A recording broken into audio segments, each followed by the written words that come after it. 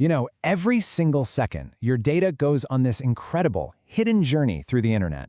It's complex, it's fascinating, and today, we're going to pull back that curtain. The map we'll be using for this adventure is called the OSI model. So think about it for a sec. You type a web address, you hit enter, and poof, like magic, a website appears. But it's not magic, right? It's this perfectly timed dance that happens across a bunch of different digital layers. So what really goes on in that split second? Well, let's follow a request and find out together. All right, here's our game plan. We're going to start where it all begins for you, the application layer. Then we'll trace that request as it travels down through the presentation, session, and transport layers. We'll see how it gets all prepped and ready for its big journey.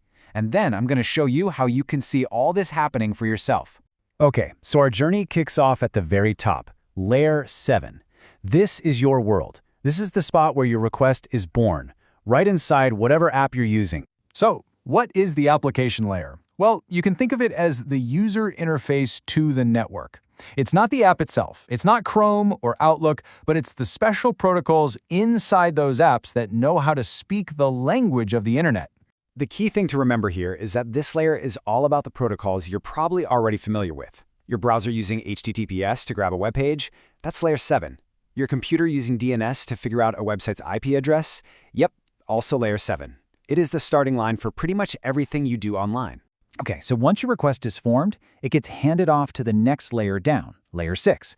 And I love this one. I like to call it the universal translator and the security guard for your data. Its whole job, its mission in life, is to make sure that the data sent from your computer can actually be understood by the computer on the other end. It handles all the formatting, the syntax, getting your data ready for its big trip across the network. And this is where it gets really cool, because we rely on Layer 6 every single day, probably without even realizing it. You see that little padlock icon in your browser's address bar? That's thanks to TLS encryption happening right here at Layer 6. Or when you send a JPEG photo, the reason the file is so small is because of compression that's managed at this layer. It's all about making things secure and efficient. And that brings us to a super important piece of this puzzle, the number 443. This is the port number that's pretty much universally used for HTTPS. So when your browser connects using port 443, it's basically shouting, hey, presentation layer, do your thing. Encrypt this whole conversation. All right, next up, Layer 5. Our data is formatted, it's secure, but now it needs a clear, dedicated line to communicate. Enter the session layer, the ultimate conversation manager. Yeah, this layer is all about managing the dialogue. It opens up a communication channel when it's needed. It keeps that channel open for as long as it has to, and then it shuts it down when the conversation is over. It's kind of like it's opening and closing a phone call between two different applications. A perfect everyday example is logging into your online banking. The session layer establishes that connection, it keeps you logged in while you click around from page to page, and then, and this is crucial, it terminates that session the second you hit log out. This makes sure your connection is not only stable, but also secure. We've made it to the final layer on our tour today, Layer 4, the transport layer. Now, this is the logistical heart of the entire operation. Think of it as the network's own postal service, making sure your data actually gets delivered. So here's what Layer 4 does.